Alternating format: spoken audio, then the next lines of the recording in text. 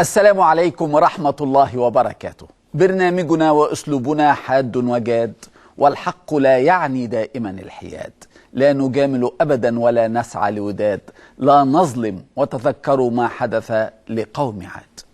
العزاء أولا إلى أسرة الابن العظيم المناضل البطل الثائر محمد مصطفى، نجم منتخب مصر للتنس والطالب بكلية هندسة عين شمس، الذي لقي ربه متأثرا بإصابته بطلق ناري في منطقة الصدر أثناء تواجده بميدان التحرير، ويقولون أن الثوار من البلطجية.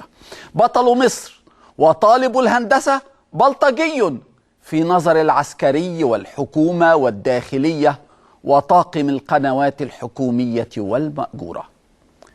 رحم الله الشهيد محمد مصطفى وألهم أهله الصبر والسلوان، وأرانا آية من آياته قريبا في القتلة المتوحشين وفي طائفة المذيعين الذين حولوا الشيخ عماد الدين والدكتور علاء والمهندس محمد مصطفى وأشرف بنات مصر إلى بلطجية ومأجورين. والتهنئة نقدمها اليوم إلى أبنائنا الشجعان الثوار المحترمين من رابطتي ألتراس الأهلي ووايت نايتس الزمالك على جهودهم الفائقة المخلصة المحترمة لإنقاذ مصر من قبضة القهر والظلم.